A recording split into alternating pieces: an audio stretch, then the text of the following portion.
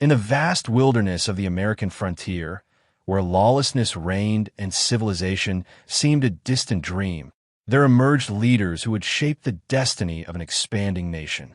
But among these rugged pioneers, one figure stands apart, not merely for his conquest of territory, but for a love so scandalous it threatened to destroy everything he had built. This is the story of a frontier king whose heart became his greatest battlefield. The year was 1834. The Republic of Texas had not yet been born, but the seeds of revolution were already taking root in the fertile soil of Mexican territory. Into this world of uncertainty stepped a man whose ambitions knew no bounds, a charismatic leader, a visionary, a warrior.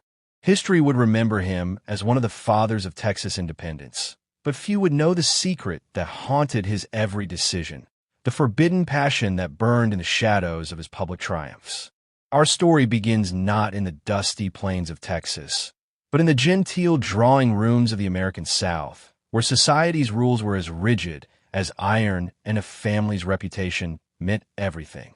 It was here that our frontier king first encountered her, the woman who would become his obsession, his weakness, and perhaps his salvation.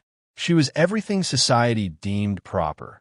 Educated, refined, the daughter of a prominent family with connections that stretched to the highest levels of government. Her beauty was renowned, her accomplishments in music and literature celebrated in social circles from New Orleans to Charleston. But beneath the polished exterior beat the heart of a woman who yearned for something more than the gilded cage of Southern society. Their first meeting was accidental, or so it seemed.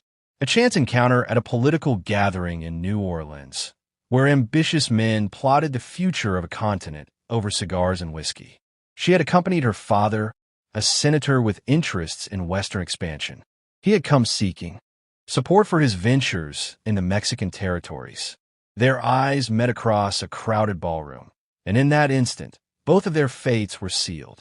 But there was a complication, as there always is in tales of forbidden love.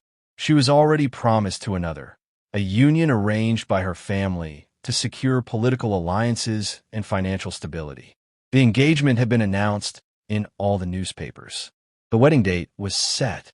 Her future was decided, or so everyone believed. For our frontier king, accustomed to taking what he wanted through courage and determination, this was an obstacle unlike any he had faced before. He could lead men into battle, negotiate with hostile tribes, and carve an empire from the wilderness. But how does one conquer a heart that belongs, by law and custom, to another? The correspondence began innocently enough. Letters discussing politics, philosophy, and the promise of the Western territories. But soon, the words between the lines spoke of deeper feelings, dangerous emotions that neither could fully suppress. She wrote to him of her dreams of freedom, of a life beyond the constraints of society's expectations. He wrote to her of the untamed frontier, where the old rules didn't apply, where a person could reinvent themselves entirely. Their secret meetings became more frequent, more reckless. A stolen moment in a garden during a reception. A clandestine encounter at a literary salon where they could speak freely under the guise of intellectual discussion. Each meeting intensified their passion and deepened their desperation. They were playing with fire, and they both knew it. The scandal nearly broke when a suspicious servant discovered one of their letters. Only through quick thinking and a substantial bribe was disaster temporarily averted. But the close call forced them to confront the impossible nature of their situation. She could not simply break her engagement without destroying her family's reputation and her own future. He could not abandon his ambitions in Texas, which required the support of the very social circles that would shun him if the affair became public. Then came the fateful decision that would change everything. He proposed something that seemed insane, audacious, and utterly romantic. He asked her to leave everything behind and join him in Texas, where they could build a new life together, free from the judgments and constraints of the world they knew. In the frontier territories, he promised, they could marry and no one would know or care about the scandal they left behind. For weeks, she agonized over the decision. To accept meant abandoning her family, her social position, everything she had ever known. It meant becoming a social outcast, branded as a woman who had broken her sacred promise to another man. But to refuse meant a lifetime of regret, a marriage without love, a slow death of the spirit. The night before her scheduled wedding, she made her choice.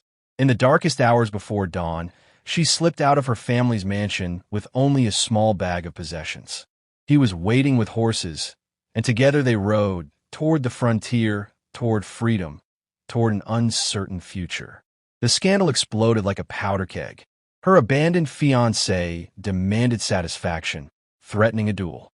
Her father used every political connection to hunt them down and drag his daughter back to face the consequences. Newspapers across the South published lurid accounts of the elopement, each version more sensational than the last. The frontier king's reputation was shattered in polite society. Former allies turned their backs. Financial backers withdrew their support. But in Texas, a different story was unfolding. The frontier didn't care about Eastern scandals. Here, a man was judged by his courage and his vision, not by whom he loved. They married in a simple ceremony in a small settlement, with only a handful of witnesses who asked no questions about their past. For a brief, shining moment, it seemed they had succeeded. They built a ranch on the edge of the wilderness. She adapted to frontier life with surprising resilience, trading silk dresses for practical clothing, learning to shoot, to ride, to survive in a harsh land. He poured his energy into his ventures, determined to build an empire that would vindicate their choice to be together. But the past is not so easily escaped. Her family's agents tracked them down within a year. Legal challenges threatened his land claims. Whispers of the scandal reached even the frontier settlements, and some questioned whether a man who would steal another's bride could be trusted in business or politics. The consequences of their forbidden love began to exact a terrible price. Then came the Texas Revolution, and with it, an opportunity for redemption. When the call came for men to fight for independence from Mexico, our frontier king saw a chance to prove himself, to earn legitimacy through valor in battle. He left her at their ranch and rode to join the revolutionary forces. The letters from this period reveal a woman alone on the frontier, defending their home against bandits and hostile forces, never knowing if her husband would return. They also reveal her growing doubts. Had their love been worth the price? Had she traded one prison for another, exchanging the gilded cage of Southern society for the harsh isolation of the frontier? The historical record shows that he distinguished himself in battle, earning recognition and respect among the revolutionary forces. He was there at crucial moments, his leadership helping to turn the tide in favor of independence. But personal glory came at a cost he hadn't anticipated. While he was away fighting, tragedy struck their ranch. Details remain murky, lost to time and the chaos of war. Some accounts suggest an attack by forces loyal to Mexico.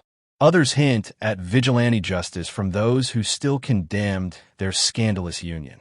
What is certain is that when he returned, flush with victory and dreams of the future they would build in the new republic, he found only ashes and sorrow. The woman who had given up everything for love was gone.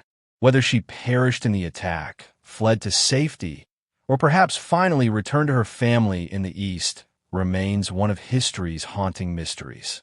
No grave marks her final resting place. No official record documents her fate. She vanishes from history as suddenly as she had broken free from it. Our frontier king was never the same. Though he went on to hold important positions in the Republic of Texas, those who knew him spoke of a changed man. The fire that had once driven him seemed dimmed. He never remarried, never spoke publicly of the woman who had shared his greatest gamble. In his private papers, discovered decades after his death, he wrote of her constantly, expressing a grief that never healed and a love that never died. One particularly poignant entry, dated several years after her disappearance, reads, "The frontier promised us freedom, but I have learned that some chains cannot be broken by distance or defiance. I am bound forever to a ghost, to a love that society deemed forbidden, to a choice that cost us everything.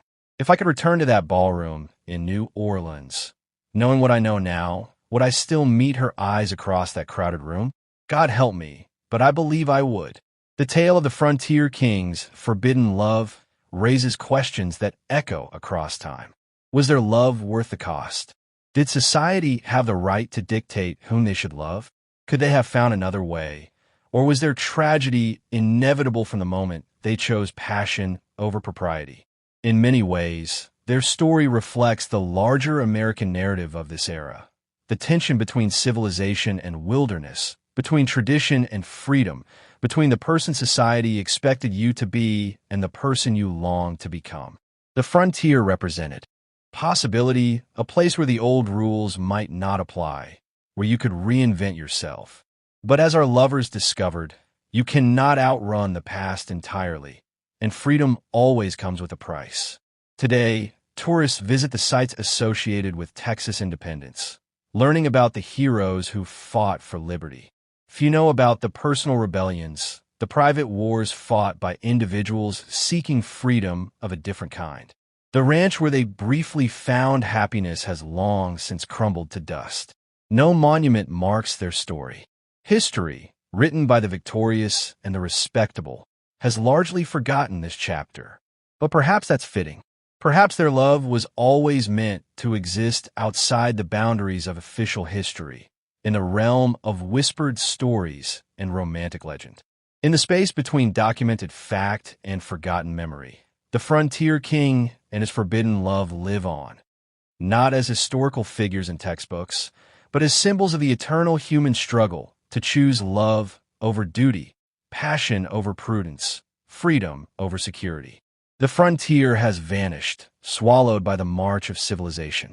The wild territories have been tamed, mapped, divided into property lines and legal jurisdictions. But the human heart remains as wild and untamable as ever, still capable of the same reckless courage that led two people to risk everything for a chance at happiness. Their story reminds us that history is not just made by armies and legislatures, by treaties and constitutions. It is also made by individual human hearts, making impossible choices in impossible circumstances. It reminds us that behind every great man's public achievements, there may be private sorrows. Behind every act of courage, there may be a love that inspired it or a loss that haunted it.